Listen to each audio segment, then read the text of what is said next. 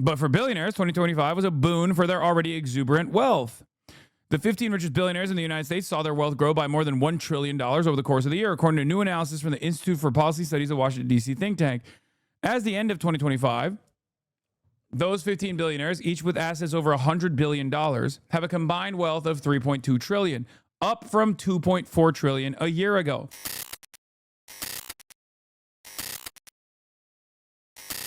This is the latest reversal from President Trump on his... Trump delays proposed tariff increases. 325 milligrams is what they give someone during a cardiac event to help. Yeah, well, what if Trump is having a cardiac event every day? Checkmate, atheist. My grandfather smoked, ate McDonald's all day, never exercised, and he lived to be 700 years old. Nice, skinny blood. The best kind of blood. I'm so skinny, just like my blood is. You don't understand it. You're wrong. What is this, Zoran? I asked Zoran Mamdani to respond to this quote from Pete Buttigieg, which argues the true success of Mamdani's campaign was about tactics and strategy, not necessarily substance. It's less about ideology and more about the message discipline on focusing what people care about. It's about the tactical wisdom of getting out there and talking to everybody. I wanted to know, do you think this is true? Like when we get outside of New York, how, are we thinking that it's less about substance of campaign than tactics, or can we separate those things? Why did you say Fauci's in prison? In my head canon, promises made, promises kept. I'm an anti-vaxxer now. And yes, in my mind, Donald Trump promised that he would put Dr. Fauci in prison, and he did it. Sorry. Lock him up in the gulag with 3. I don't think you can fully separate the medium and the message. I think that that person is correct, that you have to have a politics that just that person, Pete Buttigieg, relates to working people's lives and their struggles. It can't be one that needs to be translated. And what I would say is, wherever anyone is, to ask the people around them, what is the example of that struggle in your life? And what are the tools? And then for you as the candidate, think about what are the tools that government has to intervene in that, to actually provide relief to that? Because so often politics feels like an exercise in language and ideas that you need to have been at the last meeting to understand this meeting. Zoran needs to grow out his beard again. This shit's not working. I disagree. I think it looks good. And you actually need to meet people wherever they are and not explain to them why. I don't know why, but I feel like he looks more Arab Unk coded with this too. Do you think Zoran will do national endorsement? He's not a regular mayor, not even for New York City. Maybe. They should listen to you. I mean, it kind of feels like he's not. He's actively trying to not rock the boat at all, perhaps a little too much. But to actually have a vision that is intuitive for the struggles that they are living through. There's also this. Apparently, Mallory McMorrow got an endorsement from Ezra Klein, which is basically like a reverse endorsement for Dr. Abdul El-Sayed. Let's take a look. The Michigan primary is going to be pretty intense, but Mallory McMorrow is another person who I think has been really interesting this year. I think you have begun to see Democrats who feel like they are grasping the texture of this moment and breaking through in it. And again, going back to something you identified in my show, I just see attention as such a fundamental currency right now. Sometimes I feel like I'm just alone, in the commentariat, just yelling into the void, dude. It's the policies. It's the policies. It is always the policies. Does attention matter? Certainly. How do you get the attention? With policies. But also beyond that, if you have no policies and you're pure attention, then you're Valentina Gomez. Valentina Gomez gets a ton of attention. Valentina Gomez never wins any races. Why? Because she's all style, no substance. I'm glad that we went from Zoran Mamdani's, successful electoral victory here in the mayoral race and his defense of the policies, the substance, to what Ezra Klein is saying here. So you and I both remember the era of the note. The morning email.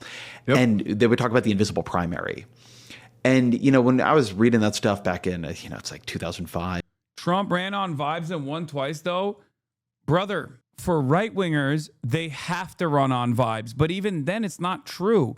Trump had substantive policy positions that we despise. Okay?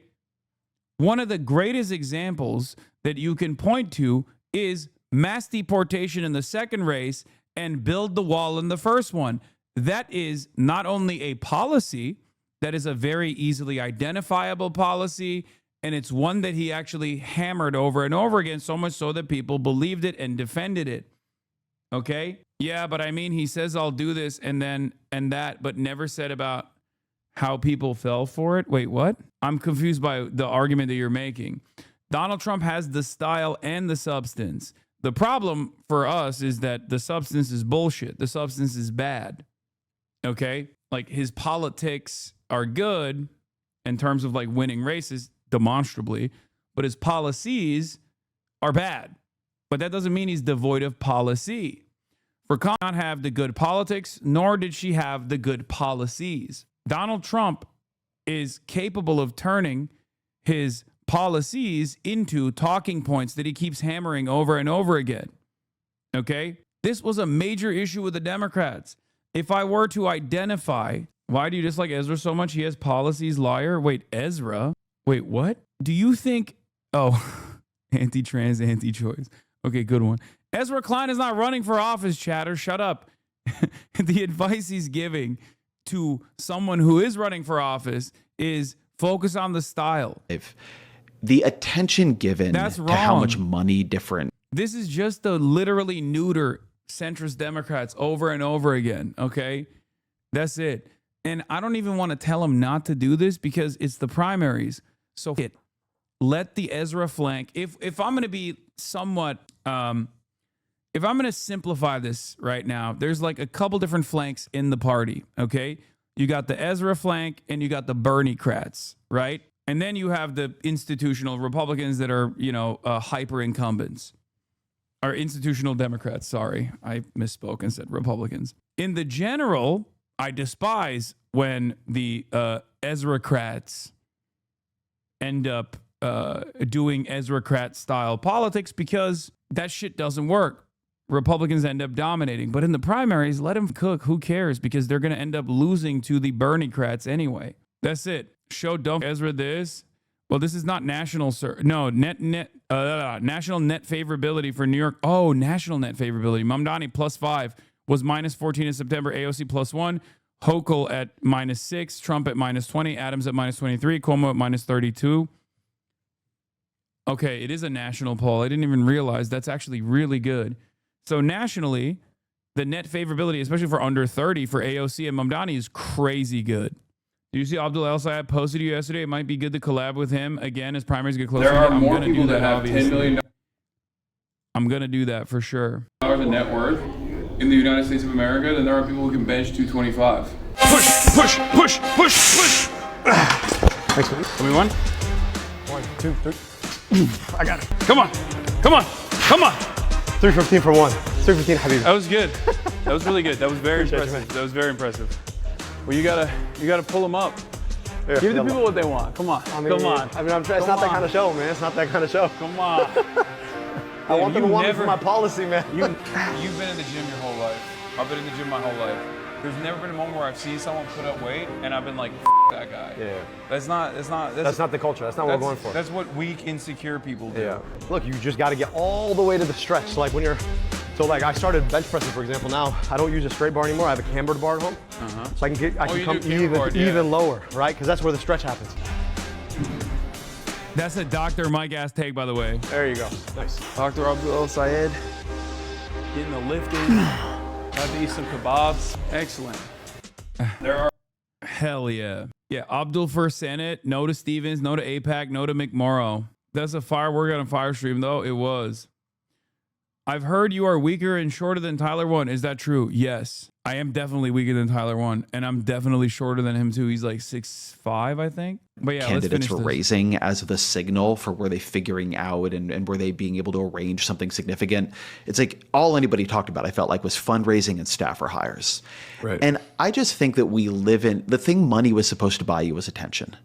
And I don't think money can buy enough attention anymore. The candidates who work in this era need to be able to earn the attention. And you can only earn the attention if you're able to figure out a series of things, some of them, by the way, very substantive. It's not just style points. Yeah, only in the end does he bring up some of those are substantive. It's not just style, but it's always about the economy, or it's always about the attention economy and not the actual economy, ironically enough. This stream is almost worse than the time you tased your dog. Wait, I thought the time I tased my dog was the best. It's going to be hard to keep up with that. That was the best stream, right? Please check logs. Let's see how Mallory's husband works for Radiant Nuclear, a Peter Thiel-backed nuclear energy program, energy company in the race for a huge government contract. Okay, that's good to know. Thank you. They're cooking your boy. What is this? I can't remember exactly The year? more than years.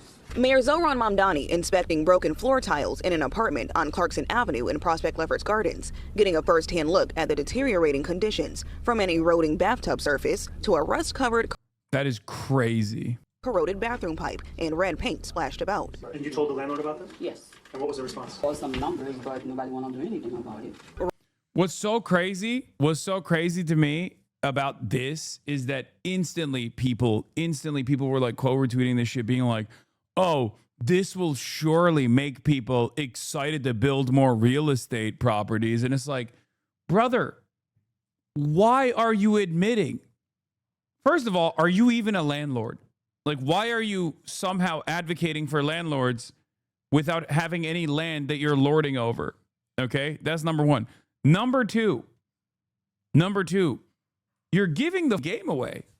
If your first response here is that, like, well, slumlords obviously are not going to take good care of their properties, then you're giving the game away. Residents in this same building and in others owned by the landlord Pinnacle Realty say they've experienced similar conditions.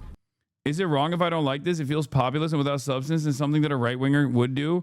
Wait, what do you mean? He literally said if you are a slumlord and you are not taking good care of your properties and keeping them up to code, we will take care of your properties for you.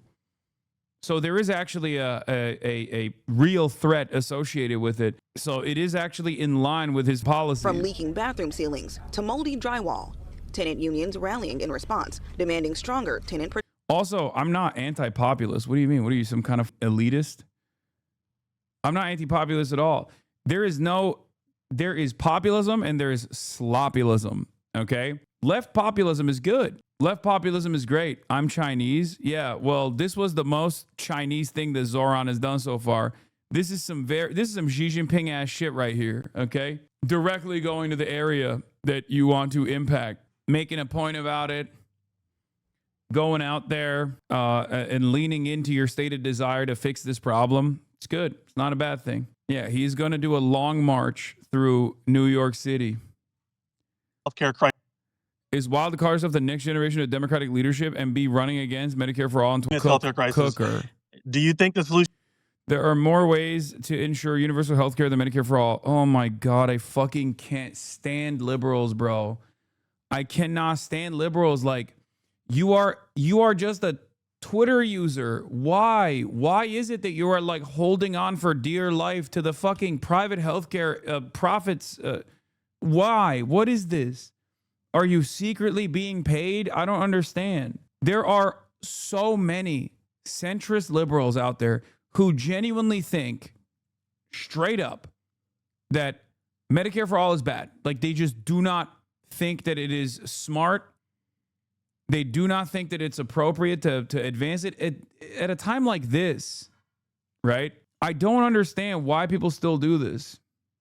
I don't think McMurrow takes PAC money, which makes it even sillier. Yeah. Like, who is this fucking for? Do you have stocks? Is that what it is? Like, do you have a lot of fucking stocks in United Healthcare or something? Is that what's going on? I don't understand it. Because when you ask these people, like, oh, why can't we have Norway? Okay. Imagine being the landlord and finding out the new mayor just personally inspected your building. It's a good take.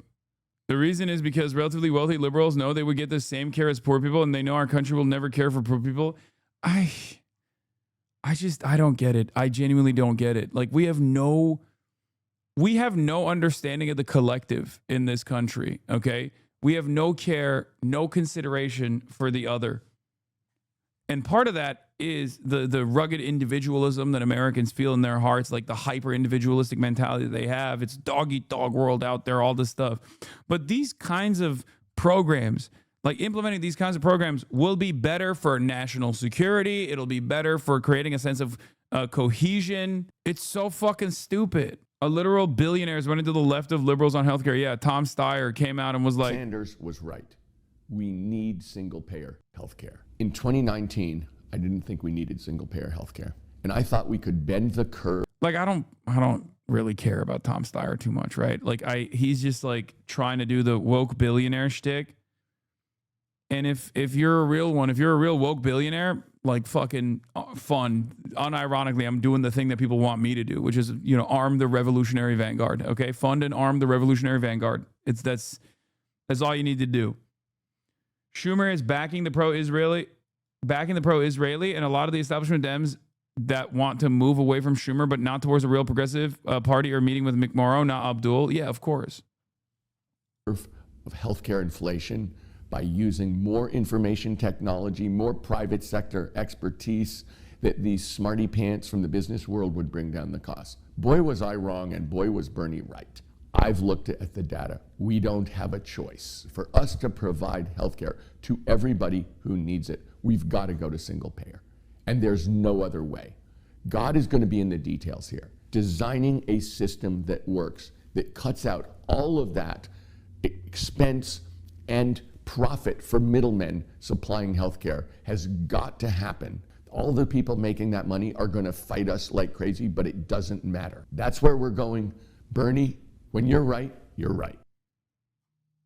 Well, I mean, it's not bad overall that there's like a person with a public platform that's advocating for this, right? Like, I guess he's trying to go for governor. Steyer hires Mamdani's campaign team to bid for California governor. Maybe he's not going for president. Billionaire Democratic donor Tom Steyer is taking the unusual path. Steyer's hired top consultants known for progressive campaigns, including the team behind Zohran Mamdani's successful New York City mayoral campaign. I think a lot of people also greatly overemphasize like how much motion and how much power Zohran's team had. And as someone who is first to admit, many of them are HasanAbi heads and many of them are dope. I know them. I think they were fantastic. This doesn't work without the policies. Okay, so unless that team is explaining to Tom Steyer that he has to like take this comprehensive approach, fell off who Tom Steyer? Unless the team is basically guiding him on writing policy, it's not going to be that effective. And I know President Trump embellishes, but yeah. What is this? This is an 8-minute segment on Fox Business. Full discussion on socialism on the raise across the U.S. I do not want to be so cocky about this and wake up one day and the next president of the AOC, I want to find out why this is happening. Oh my God.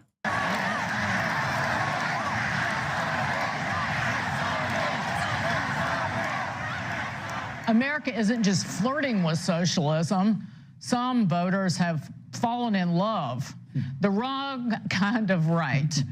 Voters went for candidates who promised to bring down costs with freebies. Let's talk about what this means for the midterms. And can we just talk about what it means for the state of the nation? Are we in danger here of losing our foot? I think you should be scared. I will be honest. I think this should be a wake-up call for a lot of people, but I hope they don't wake up. The reason why I say it is this. It's not because of people like myself, right? As much as I would love to take credit for this, being like an avowed defender and supporter and advocate for socialism, okay? It's only happening as a direct consequence of material conditions unwinding so hard for the average person that in spite of the negative framing of socialism for decades, in spite of the antagonistic feelings that people have or people have been taught to have about anything that is like social, not just socialism, but just any sort of like social safety net expansions are immediately shot down due to the fears that people have developed against it. The reason why they're still saying, it can't be so bad is because what's going on right now is that bad. In a country as heavily propagandized against socialism, when you have younger generations saying, maybe this socialism stuff is good at the heart of empire and the imperial core. Are you fucking kidding me? The only reason why people are doing that is because you don't have any redistributive policies. Any. You've ruined it. You have like unlimited greed has basically gotten in the way of extending capitalism. It's gotten so bad that people, in spite of the propaganda, are deciding to take a closer look at this alternative organization of the economy, and maybe they like what they're seeing. That, and also I think like China's rise will make it impossible for people to not realize. Meanwhile, Hakeem Jeffries outlines new Democratic messaging strategy to counter GOP claims that the party is socialist. Oh my God, I'm going to fucking die. All right, let's do this first. I think it's just politically, it's a huge loser. I know Mandami won in New York City, and you can get these crazy cities, okay? And you might get socialist candidates. But when you look at the whole country's map, it is an absolute loser. I mean, Mandami becomes a poster child for far-left politics. Crockett in Texas, she's going to run for Senate or something. She becomes a poster. It's craziness when they start talking about taking over companies and everything is for free and taxing rich people. This country doesn't want socialism. There's always been pockets of it, silly pockets of it, but really Trumpism, which is an open, free economy, business should flourish, build factories. Trumpism is going to clobber. This sucks because now everyone is associating Trumpism with what's going on currently. So good luck selling that. HasanAbi Productions posted a video of Hasan and Asman debating did it actually happen as an Asman refugee. This is some Super Bowl level content. Thanks for all you do, by the way. I mean, it was me basically typing in his chat and then him responding. All these little blue state or blue city socialists. That's my take. I agree. I think at some point, you know, I mean, look, America ultimately gets it right after we try everything else, right? I mean, I think certain people, groups, young people, they don't really understand what socialism is. Others understand that we've tried these experiments before and they've failed. So I think at the end of the day, socialism will be tried, it will fail, and they will try a different approach. But we'll have to go through the experience and the experiment. They'll grow up. They'll grow up. They'll have to grow up. Those kind of ideas never change, right? They fade away and then they come back with a flourish. But I will say what's unique about this or interesting about it, Mamdani, is who voted for him. You know, the people who are the best positioned to be the most well-off people in America, college grads who live in New York City, who were wooed there by the best companies in America. I don't think they lived in New York City for very long. No, okay? Oh my God! You can actually come to New York City and say you. It's always so funny because, like, it's not even true. Yeah, he had a coalition of, like, well-off or well-educated voters, but he also literally still ended up getting a lot of the poorest voters as well. And not only that, but also, who gives a fuck? He won. These guys are so butthurt. They are like, oh, well, the working poor didn't vote for socialism because they know better than anybody else that socialism is bad. I don't give a fuck, dude. It's not only wrong, but even if it was right, who gives a shit? Like, okay, there are a lot of people who are working class or in who would benefit the most from socialist principles that don't believe in it. Who cares? What does that say? Like, what is this fucking argument? Have you ever given a shit about what a poor person thinks? No. Why are you acting like you care now? You're a fucking Fox News commentary person. You don't give a fuck about the working poor. You advocate for their demise every day. Lived here for a long time. If you lived here 30 days, you're allowed to vote. 30 days, Right. Charles. Well, to your so point, I don't think they're long-term New Yorkers. People who lived in New York more than 10 years overwhelmingly did not vote for Mamdani. But my point is that these are folks that you would think, okay, these are educated folks. They're going to end up leading companies. They're going to end up being CEOs. He's wooing those kind of people. Why? It's worth asking. I don't disagree about the ultimate failure, but I do not want to be so arrogant that or cocky about this that, hey, wake up one day and the next president is AOC. I want to find out why this is happening right now. It is important, I agree. The messaging and communication parts are very important. The virtues of capitalism, the job creation and the wage and income creation. That's also the ability, okay, the ability to be an entrepreneur, right? You can fail 5 times, you keep picking yourself up, and the 6th time or the 8th time, and you hit it, and you become a billionaire, okay? That is still, I think, very much a part of the American culture. I agree. And very much a part of American politics. And these crazy people, I mean, Republican Party should take advantage of it. And I believe, you know, they've just got... Brother, he's selling a concept that no one believes in anymore, unless you're like the dumbest person, right? People are underwater. They're fucking saddled with debt. Everything is expensive. They're dumping 50% of their fucking low wages into their rent. And you're over here being like, oh, come on, just become an entrepreneur, dumbass. That's how it works. It's like, yeah, I wonder why this kind of argument doesn't work anymore. That's precisely the reason why you guys are out of touch. There's still, this is kind of like Israel doing propaganda to a world, assuming that Israel's the most moral nation. These guys are doing propaganda to a very different world. It's not the 90s anymore, okay? It's 2026. Look, Trump is a guy who wants to build factories. I come back to that. Yep. Factories are so important. Socialists don't like factories, okay? Or if they do, They'd rather China do it. They want to run them. They want to. The state will run them. Well, you're hitting on the issue of capitalism, and it built us into this incredibly prosperous, leading nation in the world. But why people, maybe some people, are not getting that message. But I talk to people, like talking to all these people who are working with AI in the technology industry, and they go back to, I would rather live nowhere else in the world because of the innovation that is enabled in the United States. So the freedom. It's not, if you don't call it capital.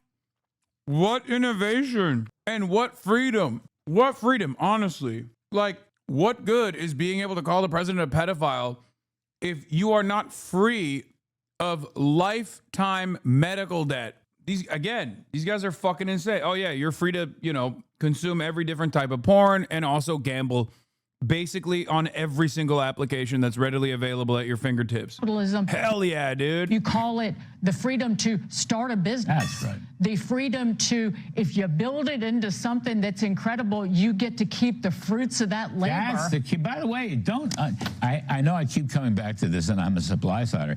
Do not underestimate the power of very low tax rates. Very low tax rates. It's terrific. Look, Europe used to tax at 60, 70, 80%. Some of those countries still do. Nobody wants to be there. They don't have any technology companies, okay? Yeah, everyone's escaping Europe at an alarming rate. They're all coming here. Remember what I said? If you don't ever have your idiotic worldview questioned by someone who is like credible, and you just consistently get this flow of propaganda, then you're never going to question it. You're going to be like, oh, yeah, this guy's right. Yeah, everyone is escaping Europe because the taxes are so high. They want to tax our technology companies, but they don't have any. But here, right, you get rewarded for your effort. Well, okay? finally, Silicon Valley is getting it. You tax something less, you get more of it. That's the American dream. Well, for the business. longest time, these Silicon Valley titans were all globalists, and they were not necessarily thinking the way you are, but now they are wrapping themselves in the American flag. It's amazing. And you go to President Trump and you go to the White House, they're all over the place. They want to get a voice. They want to have a voice with President Trump. And they moved to Texas. They get it. They moved to Texas. I mean, that's the thing. They moved to Florida. They moved to Texas. Low tax states. They're leaving New York, for heaven's sake. The stock exchange is opening up in Dallas. The stock exchange is in Miami. What is JP Morgan right now, JP Morgan has more employees in Texas than it does in New York. Right. Jamie Dimon just told me that. And it's because those tech gurus encountered the leftists and the socialists in the White House who were propping up Joe Biden. Biden went to war with them. Right, and said to their faces, to Mark Andreessen and Ben Horowitz, there are not going to be any more AI companies. There will be 2 or 3 big companies, and we are going to control them. That was a quote from Mark Andreessen. And while you're at it, cancel all the Republicans on your sites, and they did. Right. Under Joe Biden. No, I mean, that's they're brilliant people. We've always been able to attract brilliant people because you are rewarded for the risk. Yeah. You think, A, you can take the risk. You can find This is the 85-year-old's version of like It's the wokes that made the titties in video games smaller argument, but in a way that, because like if you were to make that argument to an 85-year-old, they'd be like, I don't know what you're talking about. I don't care. So this is their version of it, which is the reason why your grandchildren didn't talk to you is because Joe Biden made it illegal for you to be on Facebook. Okay. And the business owners hated doing that. They hated it. And they're not totally using a tool to curry favor with the right-wing administration so that they can get all the tax cuts and all the unlimited subsidies from Trump.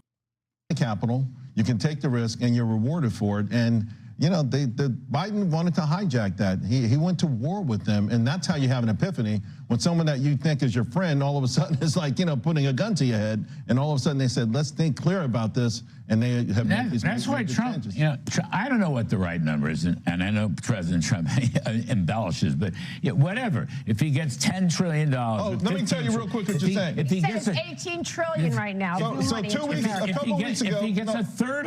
Fox Business, by the way, literally making a mockery of Donald Trump, routinely lying about all the IOUs that he's getting. Amazing. Like openly giving the game away. He's like, yeah, he lies a little bit. He embellishes. Then it'll be a couple of weeks ago, Bloomberg they delved into the numbers. And the headline said, Trump brags about 21 trillion. We did the work. It's only 7 trillion. Right. Yeah, but I don't think it is 7 trillion. I think it's much closer to 17 trillion. They're coming here. But even if it was the point 7, is, that's huge. They're coming here. That's funny. That's the victory for capitalism over socialism. They're coming here because of our freedom. Low regulation, low taxes. Europe might be quaint and they're not for a visit. To New York. Oh, here's something about this. Get this. Okay, you go to Europe right now. Do you know that the highest valuation in Europe right now is Novo Nordisk at $350 billion? The highest valuation in America, $5 trillion for NVIDIA. Why can't Europe generate a company worth $1 trillion? It's made up. Novo Nordisk is valued at that price because it has an incredibly valuable product that virtually single-handedly has changed healthcare almost permanently. NVIDIA is $5 trillion because we just fucking make it up. It's so crazy. NVIDIA relies entirely on a company called ASML, which is based in Europe. Actually, all of CPU and GPUs do. Yeah. One word: regulation. Yeah. That's it. You can't keep up. I thought you were going to say socialism. Oh, that too. But we have 1 minute for predictions for the new year. Anyway, while Fox News is trying to figure out why everyone is loving socialism and failing to comprehend why, here's Hakeem Jeffries. Hakeem Jeffries is rolling out a new motto to punch back at the socialist label his Republican rivals are trying to attach to the Democratic Party's agenda. Listen. As Democrats, we believe in a strong floor and no ceiling. Here's my view of what the Democratic Party represents. We believe in a strong floor and no ceiling. As Democrats, we believe in a strong floor and no ceiling. And here's what Democrats stand for. We believe in a country with a strong floor and no ceiling. Bro, trying to actively message against the current most popular thing in your party that is from your district, by the way, that is like controlling your district as a mayor. Oh my God. I can't even. We believe in a country that has a strong floor and no. The leader did not come up with this on his own. As the Washington Post points out, the phrase comes from the title of a book written by a Manhattan venture capitalist named Oliver Libby that offers more than 50 mostly centrist proposals. And the idea, quote, posits that everyone should have the government American dream without limiting the success available to those already at the top. The big question here is, will this message be effective in next year's midterms against Donald Trump? Joining us now is Oliver Libby, the author of Strong Floor, No Ceiling. Oliver, thank you so much for joining us this morning. I want to read a quote from the book because I was reading it last night, and this quote I think it's in one of the earlier chapters stuck out to me. Unfortunately, our political camps want us to believe that a villain is responsible for our troubles. Perhaps immigrants, minorities, and freeloaders are to blame, and poor freeloaders are to blame. Or are the 1%, Wall Street and Silicon Valley, robbing us?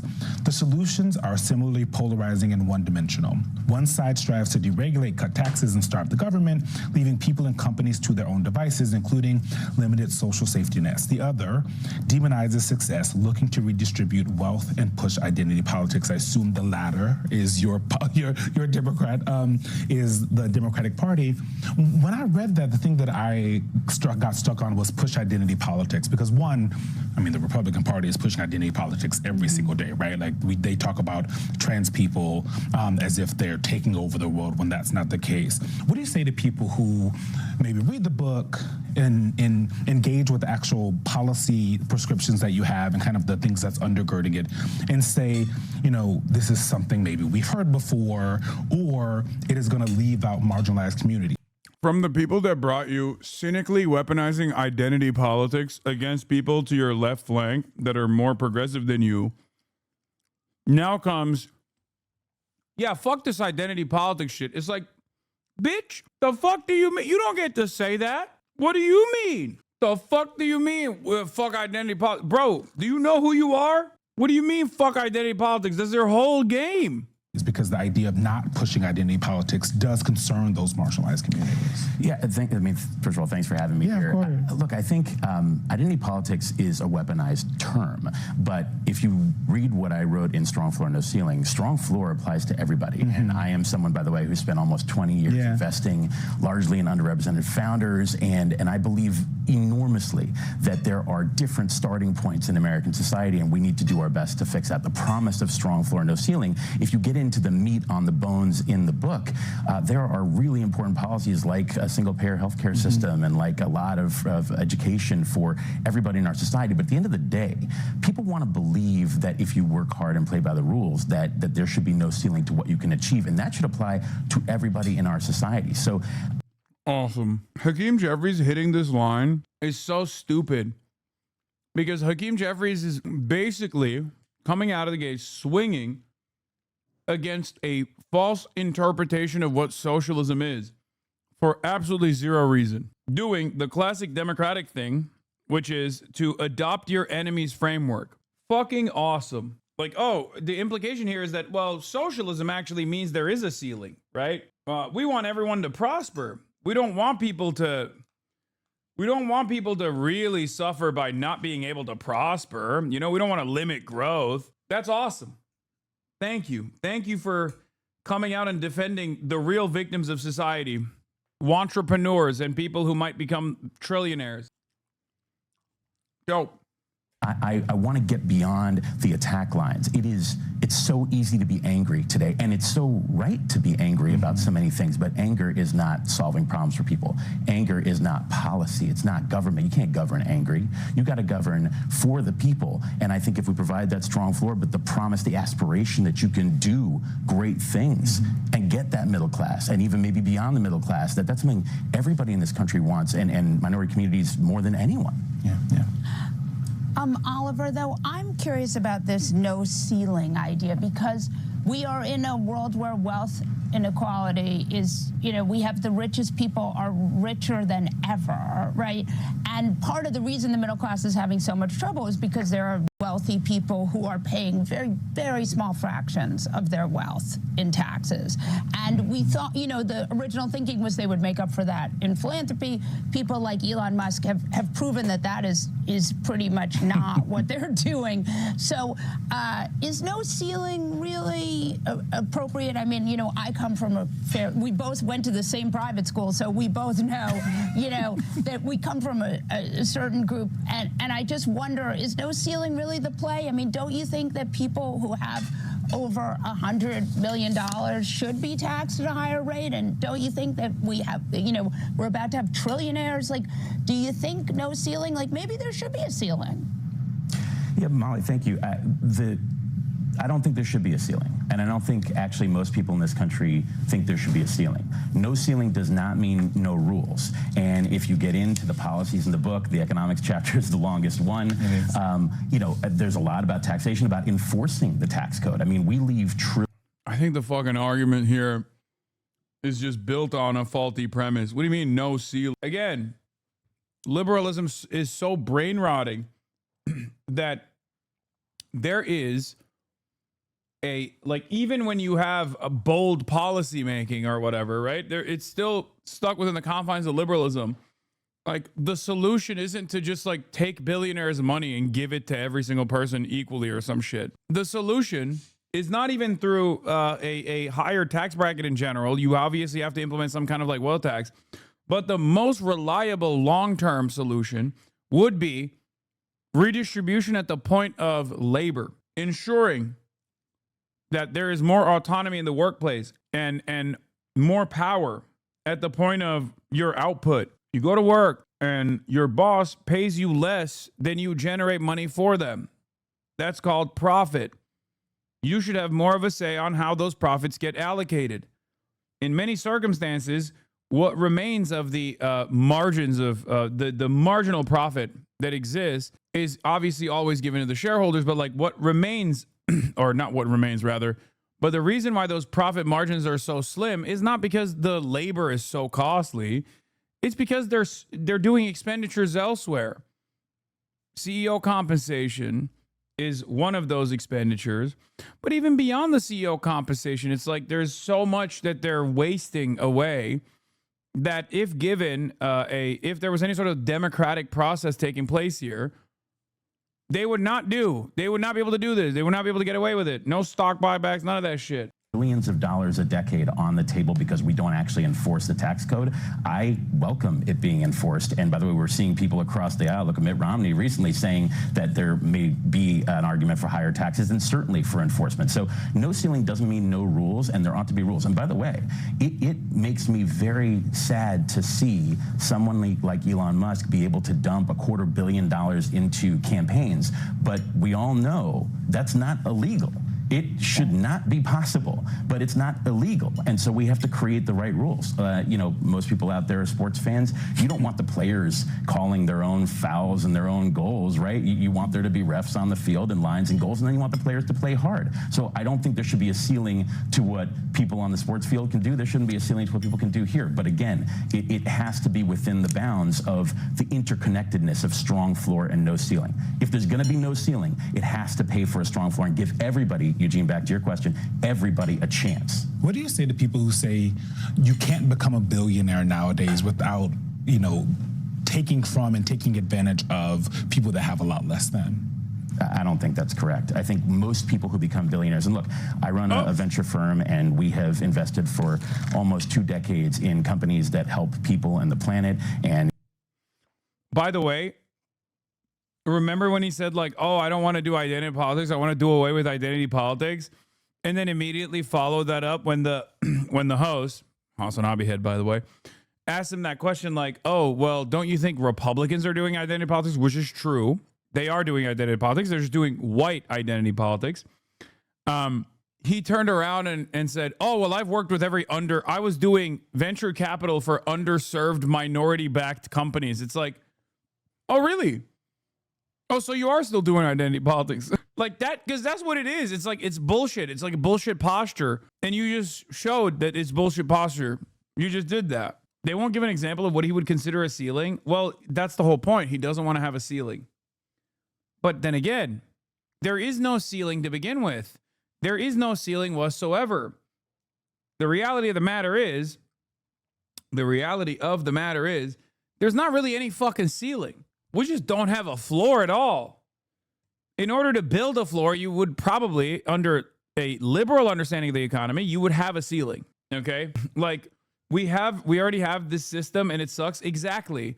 Well, the point is, that's why everyone always says, well, America's all about equality of opportunity, not equality of outcome. It's like, bitch, when the fuck do we have equality of opportunity? And I'm not even talking about like racial lines either, okay? Because that obviously is the easiest one to understand. But like, even then, what do you mean we have equality opportunity? Really? Really? White boy growing up in some fucking forgotten town in West Virginia has equality of opportunity in comparison to your son probably growing up in a fucking Connecticut McMansion?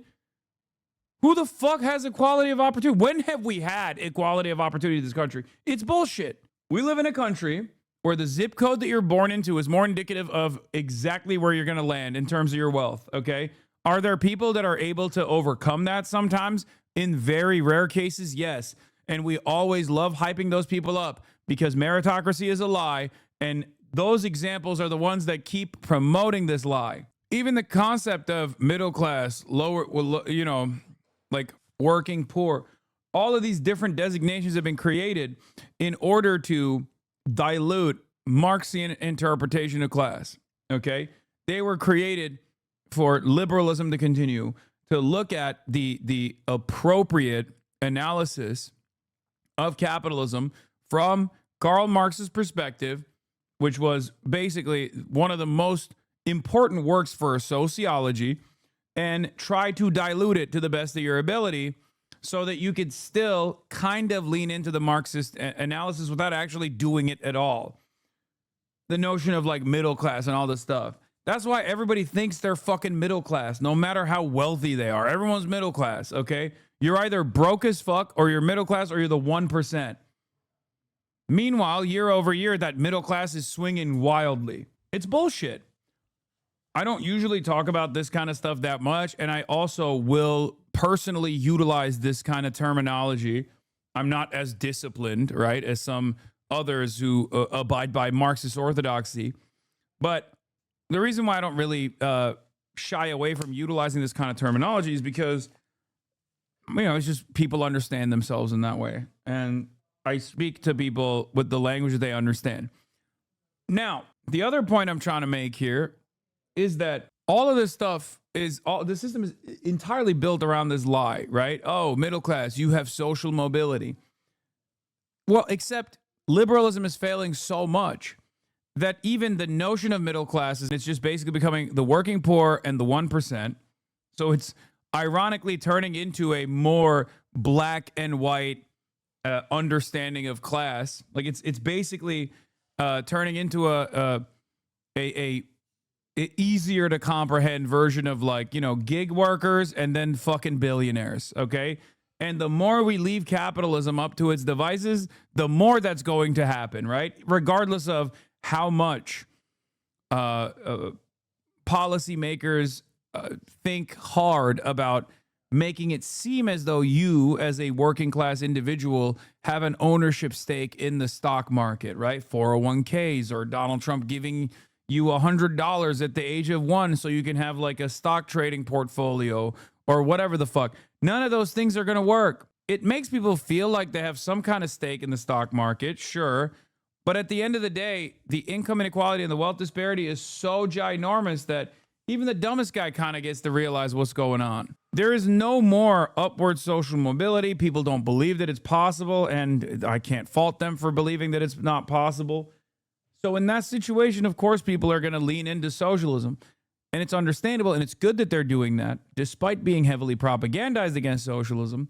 And so when I hear someone like Hakeem Jeffries, who's supposed to be the leader of the left flank party in the two-party system, yes, both bourgeois parties, both playing the same role under a capitalist organization of the economy. Don't give me that fucking bullshit. But ultimately, if you're presenting yourself as the left flank party in our two-party system, and the left flank party in one of the two major parties, coming to the table in the little moments that you have in the media by attacking socialism rather than attacking the right is insane.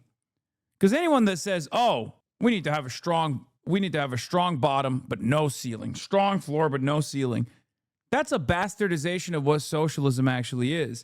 It's also pathetically liberal. The notion of like having some kind of ceiling.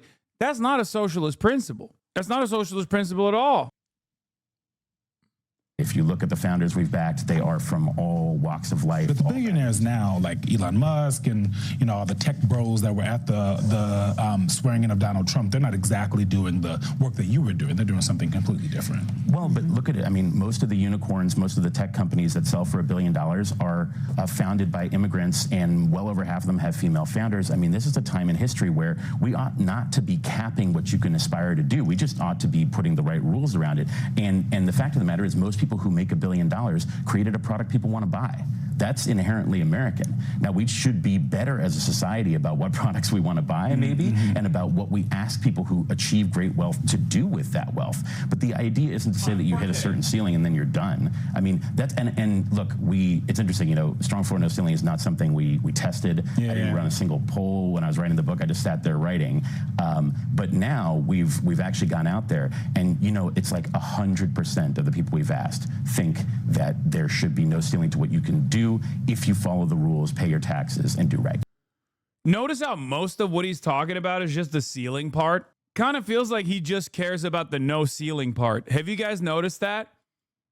Yeah, the floor's fine. Shut the fuck up. But the ceiling, everybody wants the ceiling. Everybody wants to make sure that there's no ceiling. Unlimited growth, unlimited growth, unlimited growth. Come on now. I wonder why they are saying they're cool with people being as rich as they want to be. The floor is for the dirt. Exactly. Now, obviously, like I said, this is already a liberal interpretation of what you can do. Like the maximum, the maxed out, max left under a liberal capitalist organization of the economy is obviously redistributive policies in the form of taxes, right? So that's what they're advocating for. So this is already right wing from my perspective. It's already capitalist.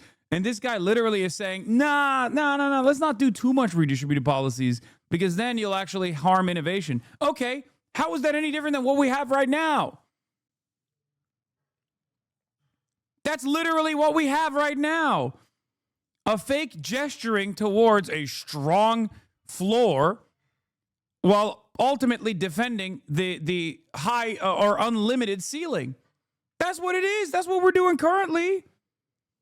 Clearly, it doesn't work, so much so that you are trying to actively propagandize against it. You're trying to find a new way, put a new patina on the same dog shit, new coat of paint.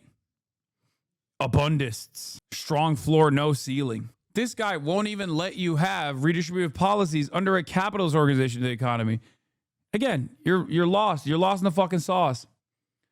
And also, it's a double Monty because you end up propagandizing against socialism anyway by claiming that socialism means there's a ceiling there. I hate that. It's stupid. Look at China. That's all I'm going to say. Look at China. Don't feel like there's a ceiling there, does it? Certainly a strong floor, though. How's no ceiling good, though? It just doesn't matter. It doesn't matter. The conversation around the ceiling does not fucking matter. It only matters to liberals who think that the only way to fix this system is with better redistributive policies at the point of taxation. And while I'm in favor of that, as I have consistently advocated for that, right? That's not going to fix the problem. Do you see what I mean? Yeah, this is here it is, baby. No ceiling, okay? No. Here's what happens. Elon Musk's net worth before Doge, 400 billion. After Doge, 749 billion. Oh, thank God, dude. You know what's really funny about this endless greed? The number of people who are the super winners in the system are shrinking as well. Like at least back in the day when you didn't have like billionaires, when billionaire was a new phenomena, right? You had objectively more 1%ers or the high percentage of wealth retainers was still distributed amongst a much larger percentage of the population. It's going to get to a point where it's just 10 guys that own everything.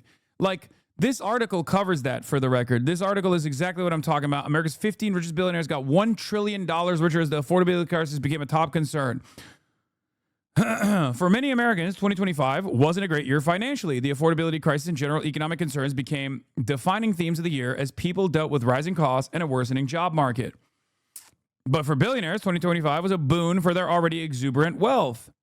The 15 richest billionaires in the United States saw their wealth grow by more than $1 trillion over the course of the year, according to a new analysis from the Institute for Policy Studies, a Washington, D.C. think tank.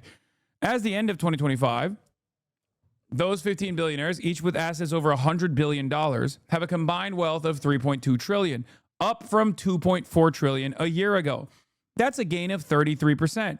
Do you feel like you got 33% wealthier this year?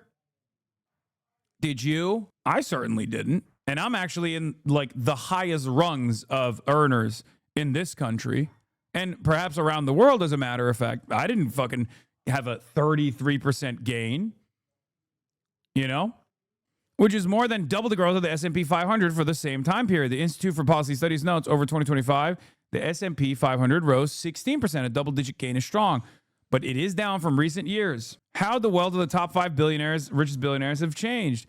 Not only did billionaires get richer in 2025, but more Americans became billionaires. At the end of 2024, there were 813 billionaires in the U.S., and those billionaires had a combined wealth of $6.72 trillion.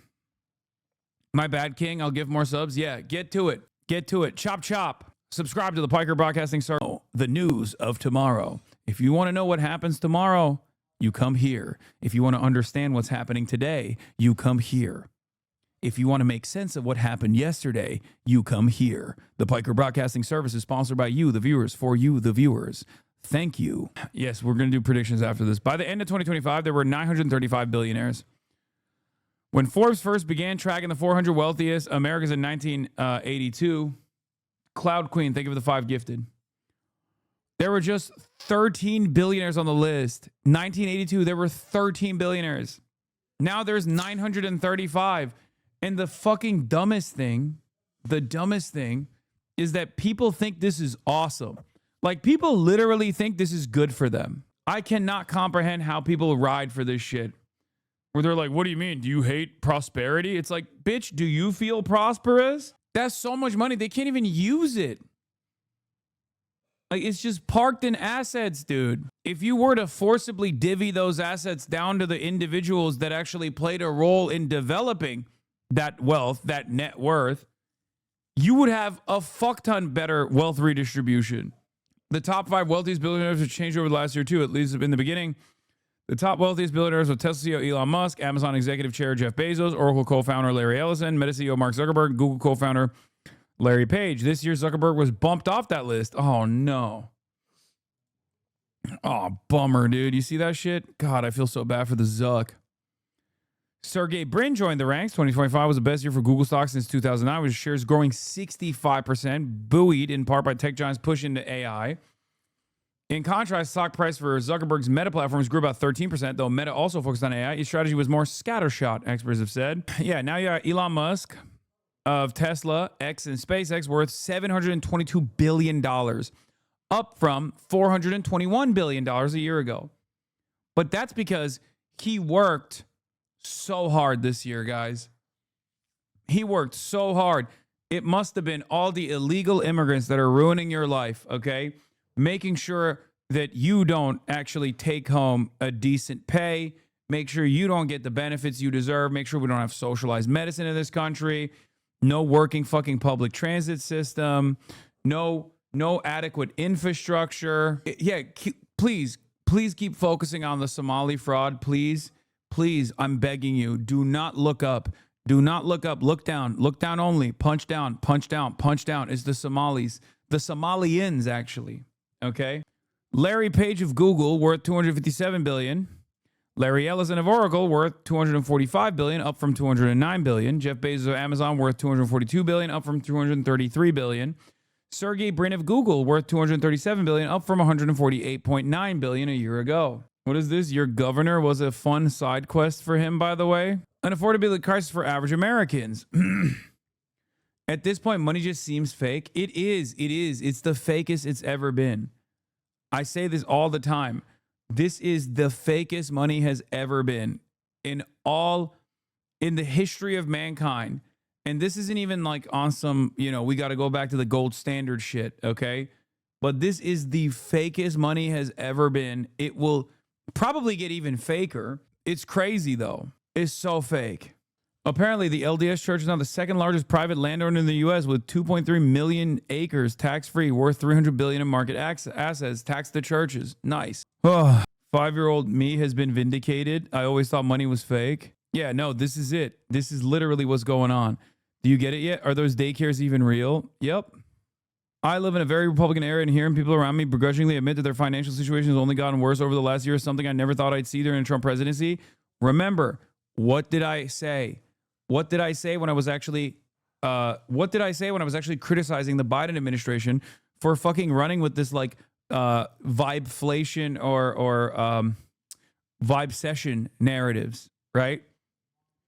people were saying like, oh, dude, the negative real wage growth that people experience under the Biden administration, that's just fake. That's just fake. If we just keep saying fake, then people will understand it. No, they didn't. They actually got more mad because they were like, it don't feel fake to me, bitch. And that's what's frustrating because Trump thinks he can do the same thing now. It's not working. It's not going to work.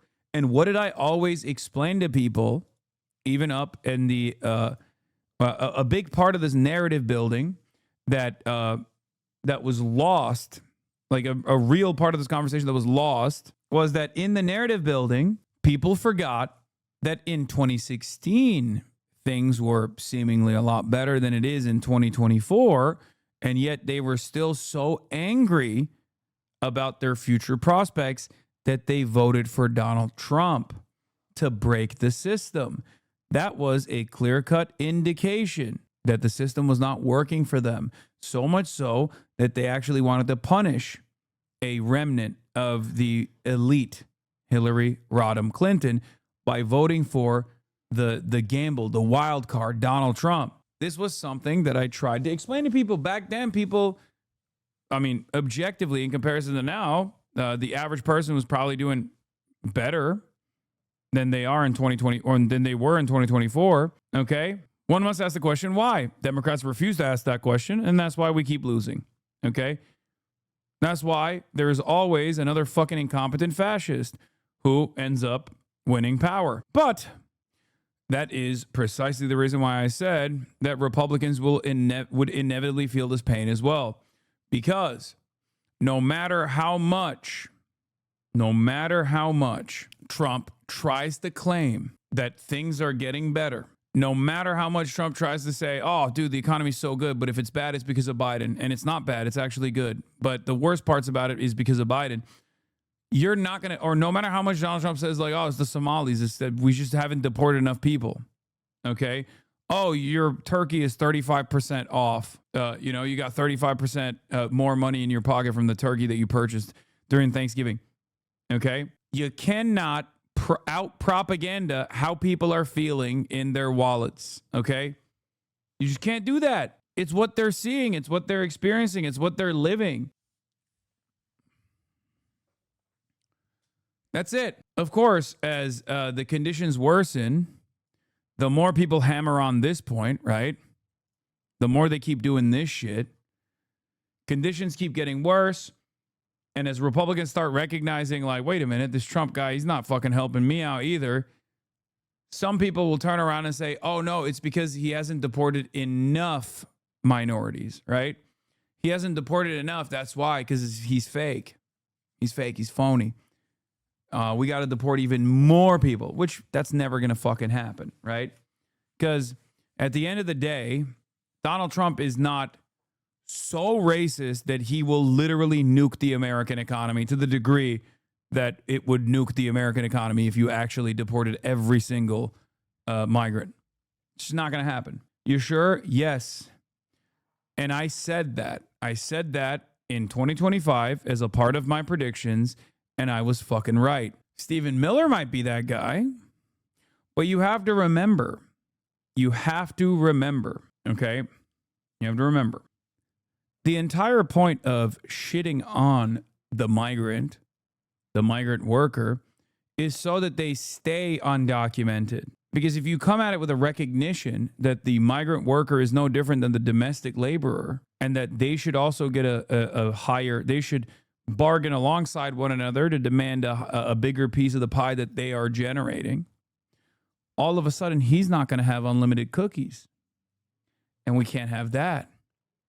So that propaganda both works as a distraction, but it also is an important, it's an important position to consistently reassert so that nobody gets the wrong idea and starts thinking that these guys are actually human beings and that they need to, what is this? Money should be nothing but the condensed value of labor. Apes need to be separated, need to stay separated. What the fuck are you talking about, chatter? Explain yourself right now. Is GDP growth a helpful indicator or not? No, fuck no, it's not. The fuck do you mean? That's why when Buttlick went on Fox News, we laughed when he was like, GDP growth in December was 4.3%. That means every American is going to have 4.3% more money in their pockets. That's not how anything works. The fuck? Tell the joke, Hasan? No, I'm not going to do that. Yeah, no country can sustain losing 1/3 of its population and remain standing. This is suicidal stupidity. This post uses Hiroshi Nagai's artwork without permission. Hiroshi Nagai himself has also posted his illustrations are being used without authorization. The peace of a nation no longer besieged by the third world. America after 100 million deportations. 100 million deportations? Tell the joke. It's good. I love telling it because of you. Brother, explain yourself. What do you mean? What is... All right, take a week off. Tell the joke. Oh, my God. Two economists walk into the woods. There's a dog shit that they happen to be near. One economist says to the other, hey, if you eat this dog shit, I'll give you $100. Economist 2 picks up the piece of dog shit and eats it. They keep walking. He gets the $100. They keep walking. They see another piece of dog shit. Economist number 2, now freshly $100 richer, turns to economist number 1 and says, hey, if you eat that piece of dog shit, I'll give you this $100. Economist number 2 says, or economist number 1 says, sure, eats the piece of dog shit, gets the $100. They leave the forest and they think to themselves, why did we do this? What good came out of this? We both ate dog shit and none of us actually made money. Economist number 1 says, but the GDP increased by $200. That's GDP. That's what it is. Last time you said it was $50. Inflation is crazy. Now tell the same joke like Elon Musk. Economist eats dog shit. Give me $1 trillion. Thank you. Comedy is legal now. Comedy is legal now, libtard. If you don't laugh at my joke, I'm going to deport you. Is that good? Dark MAGA. God, remember when that dickhead was all over the television? The Dark MAGA. Dark MAGA. God, I fucking hate him so much. He sucks.